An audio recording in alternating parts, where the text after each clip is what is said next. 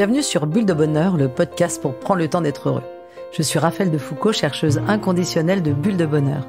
Ce podcast est propulsé par 2 minutes de bonheur et publié tous les jeudis.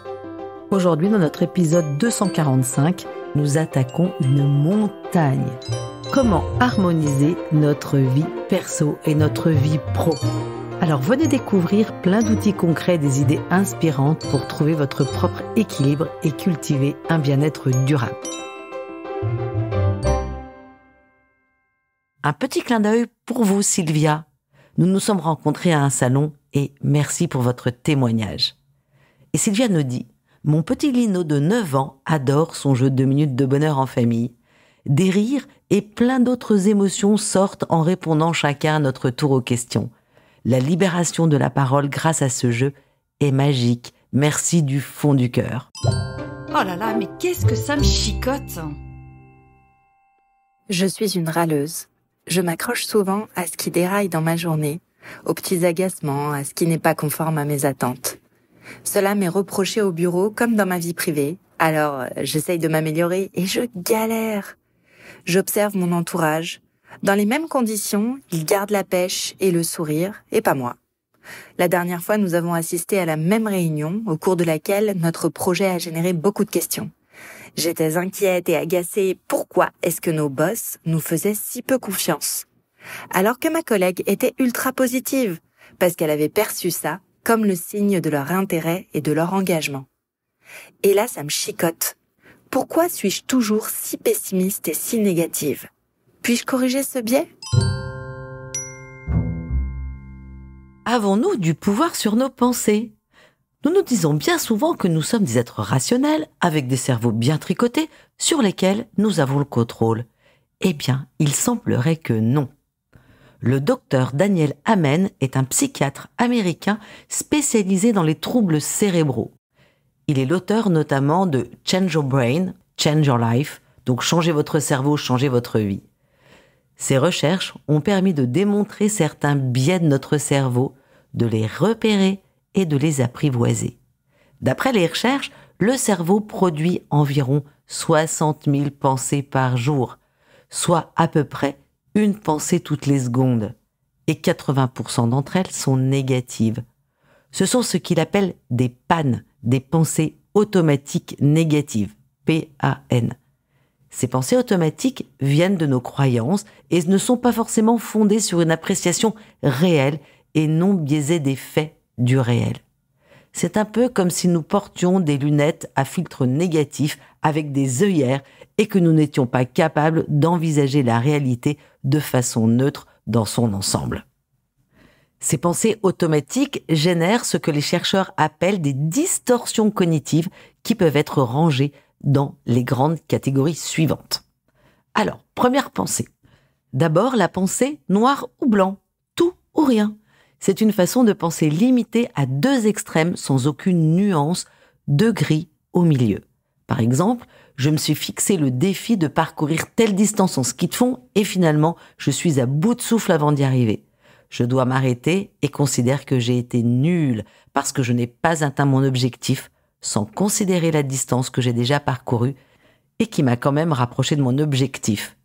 J'occulte à ce moment-là totalement mon progrès ou la partie d'accomplissement partiel et je me concentre uniquement sur le fait que je n'ai pas rempli mon objectif. Vous voulez connaître une autre distorsion ? La conclusion hâtive. C'est lorsque sur la base de peu d'éléments de preuve, nous interprétons les faits et que nous prenons cette interprétation comme une vérité. Par exemple, j'ai fait une présentation orale et mon interlocuteur était peu engagé ou n'a pas réagi. Conclusion, j'ai été mauvaise et il n'apprécie pas mon travail ou ma façon de travailler. Or, mon interlocuteur pourrait se dire « Ok, je suis d'accord, donc je ne dis rien » ou alors je ne pose pas de questions parce que ce qui m'a été présenté est clair et que je suis ok. Vous voyez bien que tirer des conclusions hâtives, c'est prendre des hypothèses sur ce que pense l'autre et considérer nos propres attentes. Ici, l'assentiment, la reconnaissance ou les félicitations comme des faits allant de soi. Dans le cas présent, pour moi, croire que l'unique issue positive de cette réunion était d'entendre un bravo. Allez, on y va pour un autre, la surgénéralisation. C'est lorsque nous considérons un événement épisodique comme une loi générale et que nous nous attendons donc à ce qu'il se reproduise. Par exemple, je me plante dans une prise de parole publique. Je surgénéralise en concluant que je ne suis pas faite pour ça. Je m'auto-convainc que je ne serai jamais bonne dans ce type d'exercice, donc je ne m'y risque plus jamais. Allez, on continue. Le filtre négatif. Je prends mon exemple des lunettes. C'est lorsque nous ne retenons que certains détails, souvent plutôt négatifs d'une situation. Et à la fin, nous restons sur l'impression que tout a mal été. 5e filtre, la dramatisation et la minimisation. C'est notre habitude d'amplifier nos erreurs ou nos lacunes tout en minimisant nos forces et nos talents. C'est aussi lorsque nous accordons une importance démesurée à un événement négatif et à l'inverse, quand nous ne relevons pas suffisamment souvent le positif. On continue ? Encore un filtre, la personnalisation. C'est être persuadé que nous avons le contrôle sur tout et que nous portons la responsabilité de choses qui n'ont rien à voir avec nous. C'est par exemple ce que peut ressentir une maman qui se fait appeler par la maîtresse parce que son enfant a eu un comportement inapproprié à l'école. Et vous vous dites « je suis nulle comme mère ». Alors que peut-être que votre enfant traverse une période compliquée avec l'enseignant ou avec ses copains ou simplement qu'il est fatigué ou angoissé en ce moment. Autant d'hypothèses possibles et non exclusives que la maman et que vous n'avez pas su envisager à ce moment-là parce que vous avez réagi en pilote automatique et vous avez directement sauté à la conclusion que c'était vous le problème. Encore un filtre, l'étiquetage. Parfois dans nos réactions et notre langage, nous avons tendance à utiliser par réflexe un qualificatif très négatif comme « je suis maladroite »,« je ne suis qu'une râleuse ». Or, vous coller cette étiquette est un peu comme générer une prophétie autoréalisatrice. Vous allez vous en convaincre et peut-être même le devenir tellement cela semblera aller de soi. Je vous renvoie sur notre épisode « Décoller les étiquettes ». Et enfin, dernier filtre, le blâme. C'est tenir l'autre responsable de nos émotions ou au contraire prendre notre part de responsabilité de quelque chose qui ne nous incombe pas du tout. C'est par exemple blâmer votre chéri parce qu'il n'a pas nettoyé la cuisine en dramatisant « de toute façon, je ne suis toujours qu'une boniche ». Ou alors peut-être qu'il a simplement oublié ou qu'il a été interrompu ou qu'il est crevé ou qu'il a eu besoin de se poser avant de se lancer dans du rangement-nettoyage. Et à l'inverse, lorsqu'un week-end familial est orageux, c'est passer sa soirée à se demander ce que vous auriez pu faire de mieux, ressasser ce que vous aviez raté ou mal fait, alors que peut-être tout le monde était simplement crevé de ce week-end trop chargé. Alors, tous ces filtres, la pensée du tout ou rien, la conclusion hâtive, la surgénéralisation, le filtre négatif, la dramatisation et la minimisation, la personnalisation, le raisonnement émotionnel, l'étiquetage, le blâme, sont tous nos filtres et nos distorsions. Ces distorsions ont en commun de nous présenter une version déformée de la réalité qui n'a rien à voir avec les faits, car elle est créée de toutes pièces par notre cerveau lui-même. C'est une sorte de récit intérieur permanent que nous raconte notre cerveau qui est rarement au repos et qui ne sait pas toujours bien faire la différence entre le vrai et le faux. Justement, parlons-en de notre cerveau. Savez-vous que tout au long de votre vie, votre cerveau garde sa capacité à se modifier, à réorganiser ses circuits neuronaux et que ce mouvement est partiellement dans notre contrôle. Ça, c'est dingue.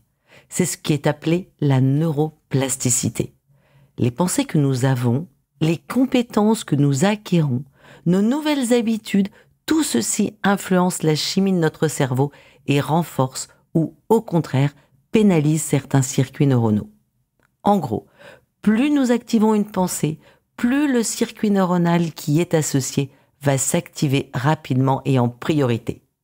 Ce qui veut dire que l'émotion va prendre plus de place et s'imposer dans nos réactions, dans les actions que nous poserons. C'est notamment ce qui nous permet d'apprendre quelque chose de nouveau à n'importe quel âge, comme un instrument de musique par exemple. La neuroplasticité est un atout extraordinaire. Dans le monde médical notamment, elle nous permet d'influencer notre récupération ou la rééducation post-maladie ou une intervention lourde et ça nous permet d'être résilients. Si ce sujet vous intéresse, je vous recommande notre podcast 65, Je deviens résilient. Dans le cas qui nous occupe aujourd'hui, qu'est-ce que ça veut dire ? En fait, lorsque nous sommes envahis d'émotions ou de pensées négatives, la chimie de notre cerveau imprime notre pessimisme. Nous renforçons inconsciemment des schémas de pensée qui nous font voir les choses de façon négative. Et c'est un cercle vicieux. Or, comme vous l'avez appris dans notre podcast 128 sur les mécanismes primaires de notre cerveau, ce dernier est programmé pour la détection des menaces, pour la survie. Donc, naturellement, ces circuits neuronaux négatifs réagissent plus fortement que les circuits plus positifs. Les recherches montrent qu'il suffit d'1 seconde pour qu'une pensée négative s'imprime dans notre cerveau, contre 10 fois plus pour une pensée positive. Ruminer des pensées négatives génère des réflexes négatifs dans notre cerveau qui nous renvoient à une vision faussée de la réalité. C'est un peu comme si nous portions des lunettes grises en permanence et qui nous empêchaient progressivement de voir la joie dans notre quotidien. À terme, cela peut même déclencher des troubles de l'humeur ou influencer notre état de santé général avec des maux de ventre, de tête, des tensions musculaires ou encore de la fatigue.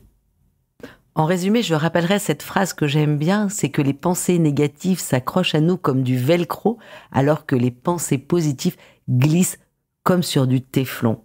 À nous d'inverser la vapeur. Parce qu'effectivement, si ça fonctionne dans un sens, alors ça peut aussi fonctionner dans l'autre sens. Lorsque nous ressentons des émotions positives, nous combattons ce mécanisme naturel du cerveau. Nous éduquons notre cerveau à l'optimisme, au positif. Et il est dans notre pouvoir de nous concentrer sur le positif et d'influencer notre cerveau à chausser des lunettes roses. Dans une journée pourrie, j'ai toujours la possibilité de sortir la tête de mon téléphone et de ces multiples notifications qui m'inquiètent pour remarquer quelque chose de beau ou quelqu'un qui me sourit. Je peux choisir de grignoter quelque chose qui me plaît pendant ma pause déj ou prendre 3 minutes pour boire mon café les yeux fermés et me laisser envahir par sa chaleur. Ce n'est pas grand-chose et peut-être même que ça vous semble un peu ridicule et pourtant ce sont autant de petits gestes bénéfiques pour votre bien-être à long terme et votre santé. En effet, comme je vous en ai parlé dans l'épisode 35, je pratique la pensée positive, les bienfaits physiques sont multiples. Baisse du stress et des tensions musculaires associées, meilleure digestion et meilleur sommeil. Les émotions positives qui vous viendront plus automatiquement de votre cerveau vous permettront aussi de faire preuve d'ouverture et de créativité face à des problèmes complexes. C'est aussi un bon moyen pour nourrir vos relations et améliorer votre estime de vous-même. Allez, je change de regard. Alors, comment faire pour briser le cycle des pensées automatiques ? Je vous propose d'aller explorer un outil qui s'appelle la désintrication cognitive. Alors, ce sont plusieurs étapes qui vont permettre de briser le cycle des pensées négatives automatiques pour laisser de l'espace aux pensées plus positives, ce qui va vous permettre d'avancer. Voici les étapes. Première étape, observez et acceptez vos pensées. Tout d'abord, concentrez-vous sur le moment présent et observez-vous. Vous pouvez vous référer à notre épisode 25, Je découvre le moment présent. La pleine conscience est un outil efficace pour apprendre à accueillir et reconnaître les émotions qui vous traversent sans les laisser vous envahir. Être là, présent, où vous êtes, permet de couper l'herbe sous le pied à l'inquiétude quant à l'avenir et donc de bloquer des réflexes négatifs. Ensuite, l'observation de soi est importante. C'est votre capacité à vous observer de façon neutre, comme vous le feriez pour un événement qui vous est extérieur. Par exemple, je peux m'arrêter et me dire « Ok, là, en ce moment, je me fais du souci. » Ou alors, je me sens vraiment coupable. Nommer les choses aide aussi à les mettre à distance. Puis vient la phase d'acceptation. C'est votre capacité à accueillir et à accepter vos émotions. Je vous recommande d'écouter l'épisode 140 « Je suis émotionnellement intelligent » ou celui que j'ai fait avec Angélique Gimnez, le 245 sur « Les émotions sont nos alliés ». Ça va vous permettre de travailler votre intelligence émotionnelle. Naturellement, vous pouvez avoir tendance à fuir toutes ces émotions ou à vous forger et à vous forcer à passer rapidement à autre chose, alors que les émotions, ce sont vos alliés et ce sont des informations, des signaux particulièrement précieux qui reflètent votre état.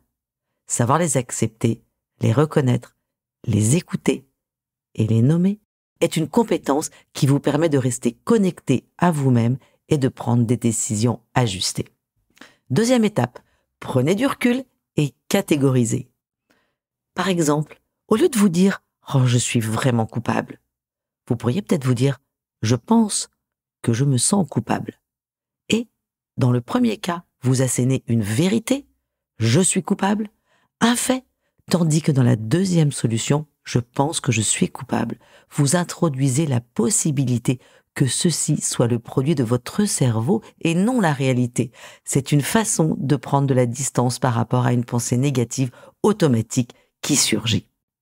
Troisième étape, informez consciemment votre cerveau que vous avez reçu son message et que vous ne vous sentez pas vraiment dans une situation qui nécessite de déclencher une réponse à une menace. Cela peut sembler un peu idiot, cependant c'est une méthode qui a prouvé son efficacité pour freiner les réflexes de votre cerveau et l'aider à faire la différence entre la réalité et la fiction qu'il se raconte. Et la quatrième étape, visualisez vos pensées comme quelque chose en mouvement ou quelque chose d'évanescent comme de la fumée ou comme une bulle. Le pouvoir de la visualisation est très fort. C'est un outil très souvent utilisé en thérapie. Plus nous apprenons à laisser aller nos pensées, plus notre cerveau prend le réflexe de se détourner des pensées négatives. Au fil du temps, ces schémas automatiques seront progressivement abandonnés. Alors en résumé, la désintrication cognitive vous aide à identifier le déclencheur extérieur ou intérieur qui génère automatiquement un cycle de pensées négatives et de créer un espace salutaire ou salutogène, comme une bulle entre le déclencheur et vos pensées ou vos actions. C'est dans cette bulle que réside votre pouvoir et votre capacité à reprendre la télécommande de votre bien-être. Et hop, je me lance. En bref, si je résume, les pensées automatiques, 1. envahissent notre cerveau de pensées négatives, 2. peuvent être éduquées grâce à la neuroplasticité, et 3. peuvent se remplacer par une vision positive de la réalité. À vous de jouer, chers auditeurs. Cette semaine, lorsque vous sentirez une montée de pensées négatives, prenez une grande respiration. Visualisez votre pensée et demandez-vous si elle est vraiment ajustée aux circonstances. Sinon, nommez-la et laissez-la s'évanouir comme une bulle de savon. La petite mousse de la semaine nous est servie par Viktor Frankl, un psychologue autrichien qui a été déporté en camp de concentration avec toute sa famille et nous partage un peu de sa sagesse. Entre le stimulus et la réponse, il y a un espace. Dans cet espace est notre pouvoir de choisir notre réponse. Dans notre réponse réside notre croissance et notre liberté. Avec Bulle de Bonheur, prenez le temps d'être heureux. Merci pour votre écoute. Si vous avez aimé, dites-le nous avec 5 étoiles. Laissez vos commentaires et envoyez des bulles de bonheur à vos amis et partagez ce podcast. Inscrivez-vous à la newsletter en allant sur notre site 2 minutes de bonheur pour être notifié des prochains épisodes. C'est aussi très facile de nous trouver sur les réseaux sociaux, Facebook et Instagram. Il suffit de chercher 2 minutes de bonheur. Bulle de bonheur est propulsée par 2 minutes de bonheur, des outils pour créer du lien et prendre le temps d'être heureux.